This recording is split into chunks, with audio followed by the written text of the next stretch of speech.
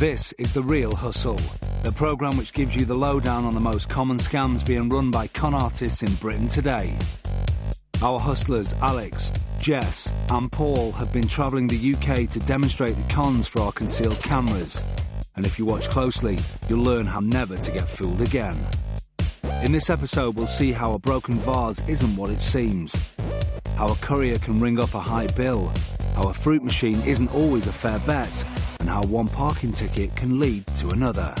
Remember, all the people in this show have been hustled for real, and after they were given their money back, they agreed the footage could be shown so that you can avoid being ripped off by the same scams.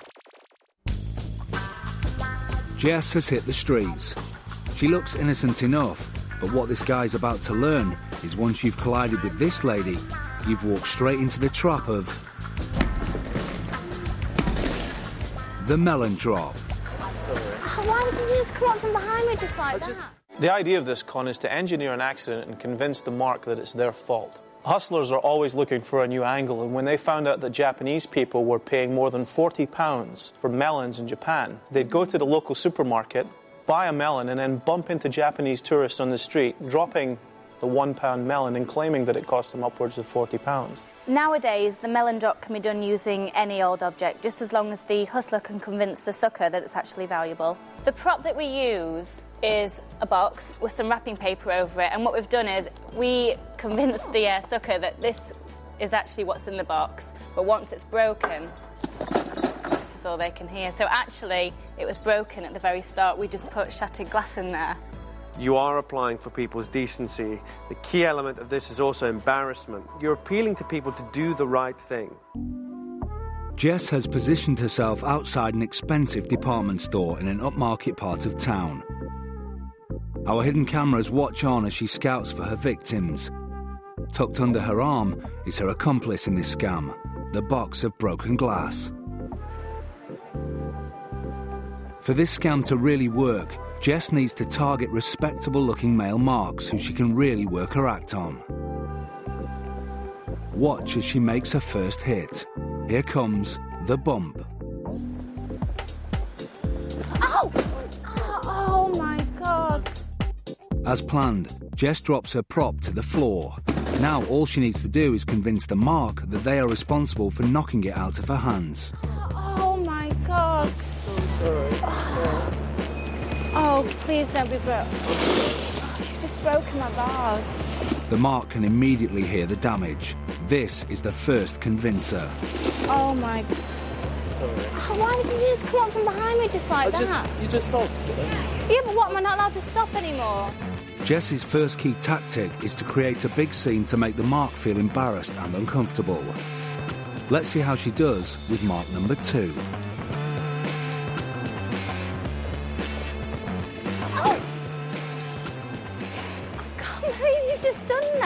I didn't do that. You did, you just walked right past me and knocked out my hand. I'm really sorry. Why did you just walk so close to me then? I didn't mean to walk close to you, I was just walking by. You did look at all the space, you just bumped right into me and just knocked my vase over. It's a battle of wills, and whoever can get the other to back down first will have the upper hand.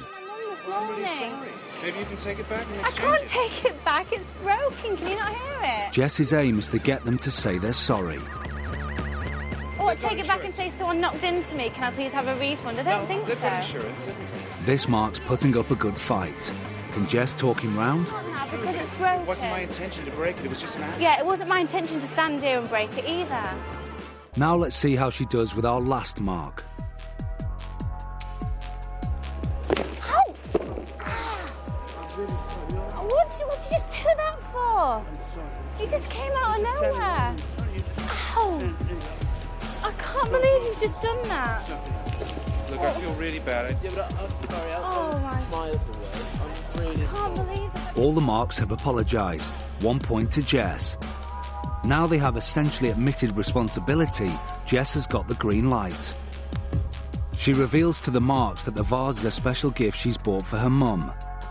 They now know what they've just broken is both important and potentially valuable. I got this vase from my mum this morning. I need to get this. It's my mum's birthday today. You don't understand how important this is. Now she mentions that she can't afford to buy the vase again. What am I supposed to do? I can't just go and buy another one, can I? I can't afford to. I can't afford to go and buy another one of these. Well, how much was it? It's £65. I can't go and buy another one. I can't afford to go. It doesn't matter, but what am I supposed to do? You can't just say sorry. She's looking for sympathy, and of course, it is a hint that she'll need some financial compensation. This leads into the final stage of the scam. It's time to get her hands on the mark's cash. Notice the way she uses certain phrases, appealing to the marks to do the right thing. Be reasonable. It wasn't just me stood here and then I dropped it. You just walked into me and knocked out my hand. Be reasonable. If it wasn't for you, I wouldn't have dropped it. Just have the decency to help me out. Oh, now you've just walked right into me. Well, at least have the decency to help me out. Well, have the decency to help me out and help me go get another one. Jess's last tactic is to become relentlessly demanding and wear the mark's defences down until they finally give in. I'm late. I need to go get this now. Well, so if you've got the cash, I'll just go and get one now. Have you got any cash? Yeah. Or this... £20. £20? It cost me 65. It cost me £65. And so our hustler is victorious, and each mark's offered to stump up part of the cash for her fictional vase. Look, I think that's pretty generous of me here. It wasn't all my fault. That's half of it, you know? Maybe you should put it in the bag. Be a little bit more careful. Okay, All right, sure. Bye. Thank you very much. Be careful next time when you're walking, okay? Corey, Thank you. It was not my fault. Well, it wasn't my fault. Well, I mean, I'm really late. It's your fault, isn't it? Well, it wasn't all my fault, but okay, whatever. Thank you. In just 30 minutes, Jess has made herself £125. So why were our marks so willing to fall for this scam? I bumped into a young lady who had a package. It fell on the ground. It broke. She was very convincing, asked me for compensation for her package. I gave her some money.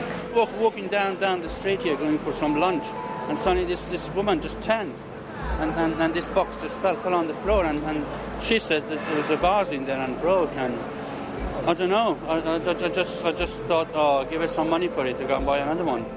I heard it. It was, I shaked it and it felt like a broken vase or something. And obviously, I mean, we are in Knightsbridge, so all the shops around here are expensive, and you don't expect £10 vase or something like this. As I said, I felt responsible, and she was a young, pretty lady, so.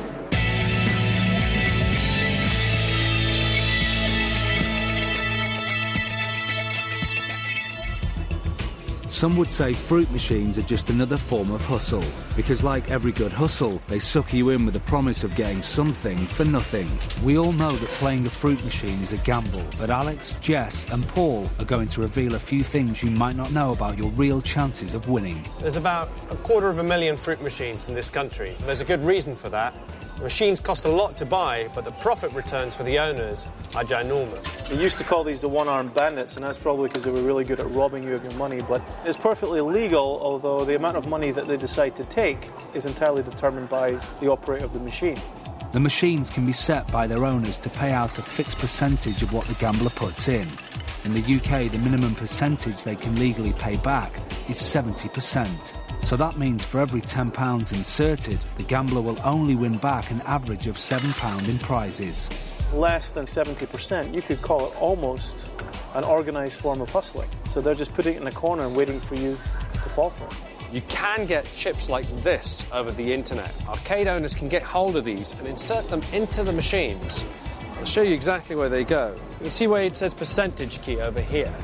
If you put one of these chips in there, you can change the percentage. Now you can put it down as low as 20%. So if you're a dodgy fruit machine owner, you can slot one of these into your fruit machine and make it pay out a lot less than what it legally should. They are quite fun to play on there, and you can win money on them, but in the long run, you won't be winning on any one machine. I mean, what kind of information do you know when you walk up to a machine? This one's called Battle Axe. It's a picture of a very large lady with lots of hair. That's it. That's all that you know. So you know the best time to play one of these is after a busy night when the machine's probably been filled up by players. So, you know, maybe after a Saturday night or a busy night like that, that's the best time to play one of these machines. It would be really helpful if you could walk up to any machine and figure out exactly how much money was in it, how much the percentage is. And there are ways to do that. If you were to get a key just like this one from the internet. It costs about £10. So look, if you were to put this in here like that and turn it, it gives me a bunch of information that I can use. The percent, 75% payout. Target is 78% right now. There's the number of spins, and that's the number of coins that are in there. The only thing you might want to worry about is that sometimes an alarm will go off on these machines when you turn it. So you might want to go up to the jukebox and select the loudest track you can before you try this. Refill keys aren't illegal, but we don't recommend you use them in an arcade. People found trying to use these keys by burly arcade owners could end up in serious bother. Can I have that? No.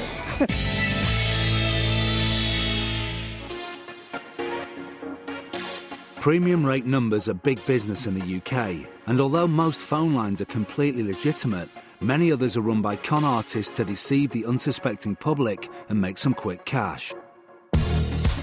Today, our hustlers are out to demonstrate a premium rate scam operated in offices across this country and the USA. This is the Courier Con. Recently, a gang of motorcycle couriers were arrested. What they would do is they would enter offices with parcels that didn't belong to anybody there. They would pretend there's a problem with the call centre that was giving them the instructions and ask for permission to use the phone. So, our hustlers have set up their own premium rate phone line, which charges £1.50 a minute to the caller. Dressed as motorbike couriers and rigged with these hidden cameras, Alex, Jess and Paul have one hit each to see just how easily they can make a money-spinning call right under the nose of an office receptionist. They each target a separate office building. Hi there. I've got a pickup for N16. For where? N16, North 16. It is a...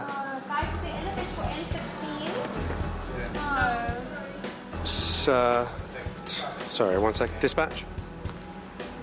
So they've been doing it to me all day. No, that's fine. Dispatch. So I've got a flat battery and do you mind if I use your phone very quickly? It's just the dispatch. Just like a local number? Oh, yeah, absolutely. Yeah. Sorry. No, that's absolutely fine. Is that all right? Yes, on the side, and you just dial 9 to Just dial 9 to come out? Yeah. Sorry, thank you for that. That's fine. Alex seems to have convinced her that he's the real deal, and with a little white lie about the number he's calling, she's happily handed over the phone. Now he can call his premium rate line and get the cash counter rolling. They have no idea who I am. And they have no parcel for N16. Half a mile away, Jess is about to try her luck. Pick it up. You got a name or? I haven't got anything. No, I don't know what it is then. There's nothing at all. My battery's flat. Do you mind if I just use your phone? Is that okay? Thank you. Oh God, the amount of times this happens. Never come here before, so I don't know. No, I've never been here before, so thank you. 9. She's got hold of the handset, no problems. Hi, it's TH. Yeah. Can you put me through to control, please? Over with Paul now. Surprisingly, this receptionist can't locate the parcel either. I haven't got one for N16, sorry. You've got a contact name, haven't you? Nothing for N16 at all. Nothing for N16. Do you have a phone I could use? Yeah. I know you're busy. Sorry about that.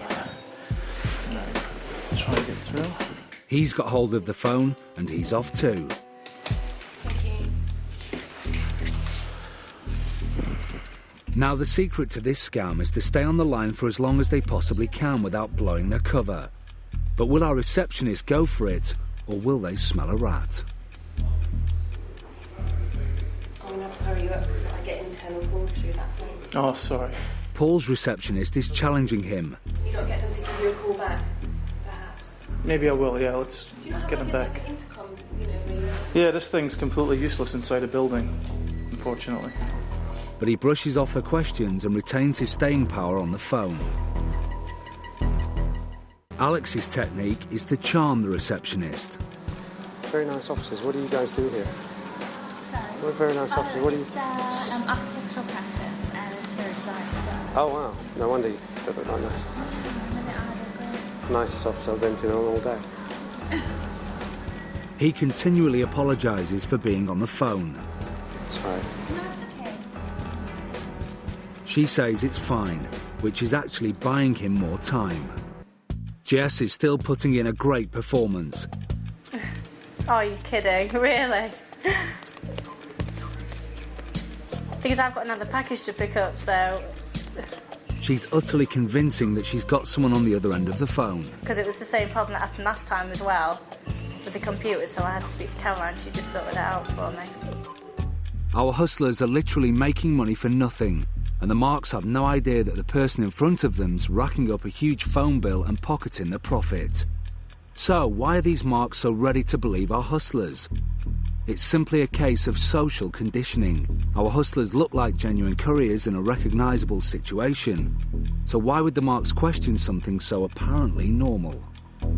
Okay. Back with Paul. He's feeling the pressure to end his fake conversation. Yes, that's perfect. Okay. All right, thank you. Bye-bye. They can't get the details. They're going to basically get someone else to come out once they know who it's from. Yeah, after all... He hangs up here and is our first hustler out of the running. He's been on the phone for 10 minutes and has made £15. All right, bye. Sensing that his receptionist is getting restless, Alex beats a retreat, but with 15 minutes clocked up, he's made £22.50.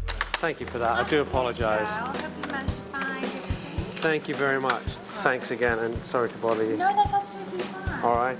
Take care. Thank you. Bye. Okay, So, Jess is the last hustler left standing. She spent an amazing 25 minutes on the phone and totalled up almost £40. She decides to wrap it up here before her luck runs out. Okay, thanks, bye.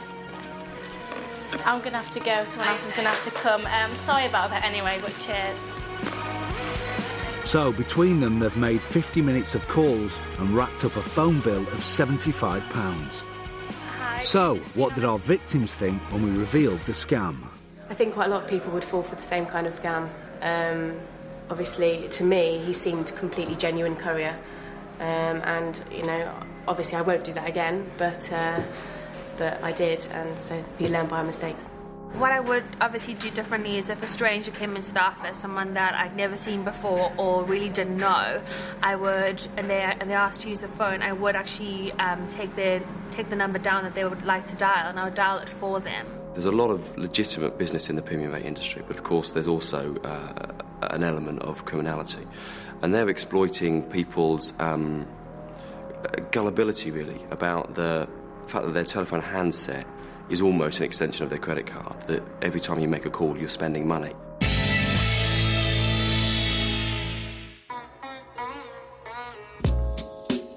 Alex, Jess and Paul are at this bar to shoot a few games of pool, but they've still got scamming on their minds.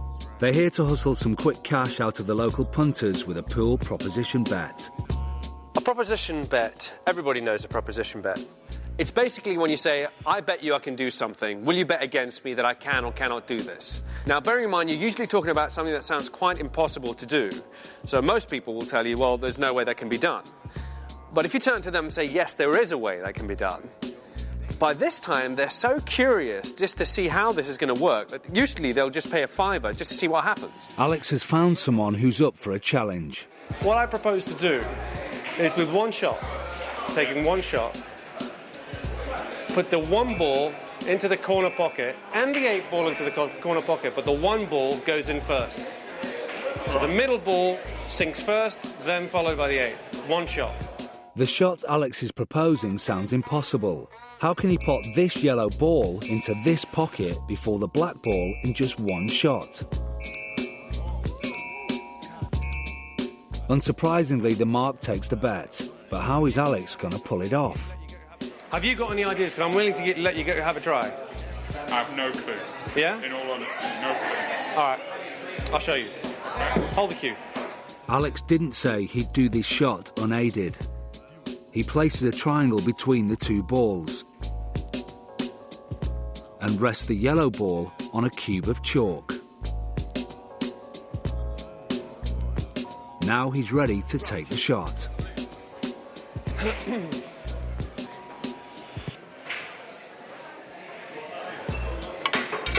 Oh! Beautiful. Well done. Good. Excellent. So how did that just happen?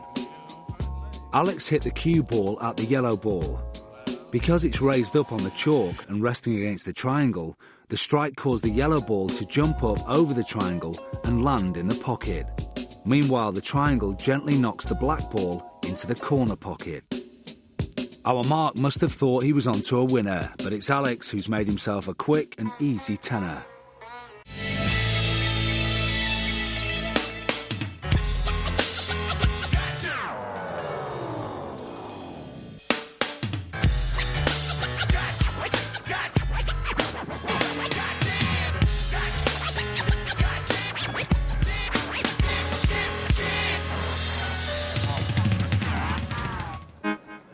Alex is at the airport, looking for a seat. He rests his bag down for a second, has a look around, and then moves on. Notice anything strange? Take another look.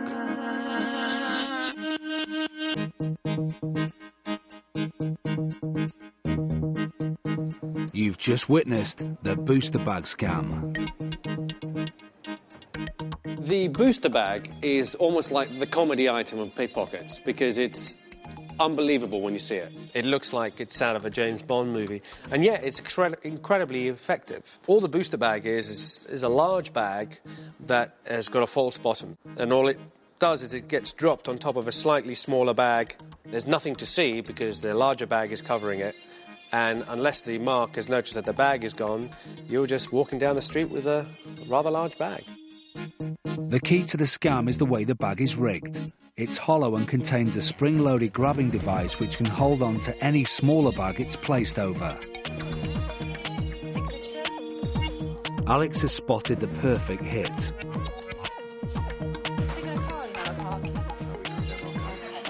With the evidence completely hidden, he can casually walk away. And if the scam proves too tough to pull off single-handedly, the hustler can simply introduce an accomplice to act as a decoy. Excuse me. If you just help me, please. I'm a bit stuck. I can't seem to find my flight anywhere. Right, the Copenhagen flight? Yeah. As Jess distracts the mark with a question, Alex swoops in for the bag. The Copenhagen flight? Yeah. Hang on a second. It's a very simple, effective and crafty little con. Too many times people go and sit in a cafe, put their bag over the back of the chair. Remember, these people are opportunistic. If you're slightly protecting yourself, they'll just move on to somebody else.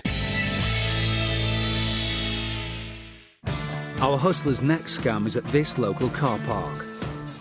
With the aid of a fluorescent jacket, a simple out-of-order sign and a white hat, Paul is going to demonstrate how a con man can hustle some easy cash out of the public. This is the car park con.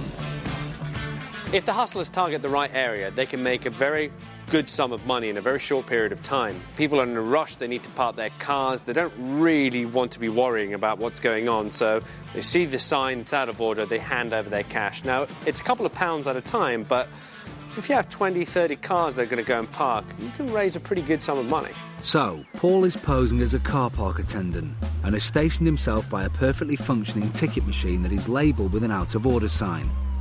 But are the public really going to fall for it? Or will they see through Paul's disguise? Remember, this scam is being played out in public, and our hustlers run the risk of being rumbled at any time. Alex is on watch out close by and can radio through if there are any problems. Morning. The network's down, you have to pay. Yeah, you have to pay me. Yeah. Why?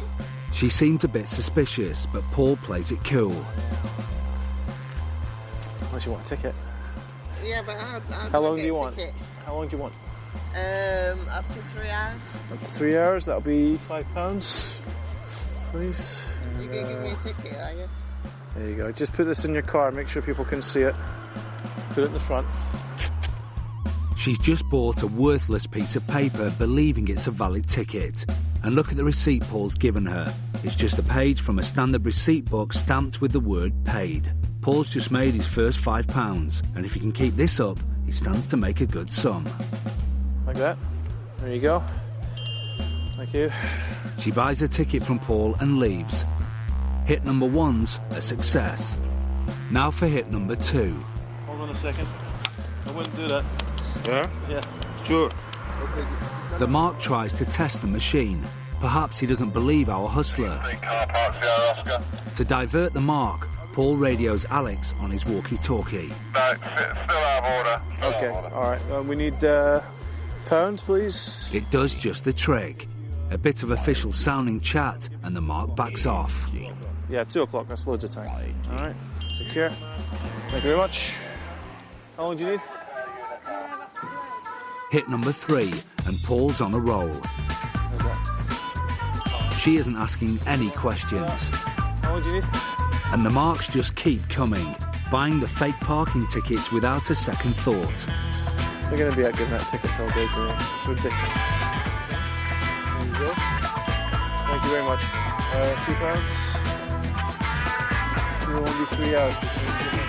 And why wouldn't they believe Paul? As well as looking the part, he has all the props you'd expect, a float of coins and a book of receipts. So, how is this scam really working? By Paul wearing a uniform, he managed to convince the public that he was an authority figure, so they were handing him over money without even a second thought. Well, that's just social compliance at work, isn't it? You turn up at a car park, the machine's broken down, and there's someone there to take your money. Who's going to ask questions? It's the perfect example of somebody using a uniform. I mean, it has nothing on it.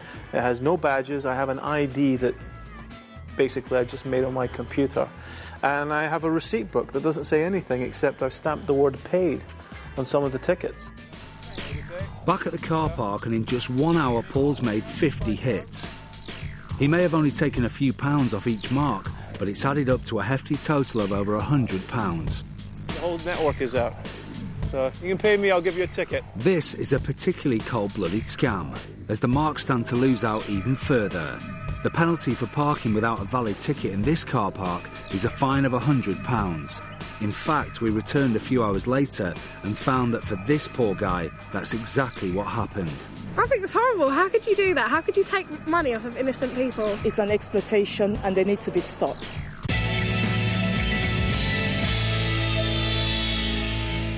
So, our trio have finished hustling for this week.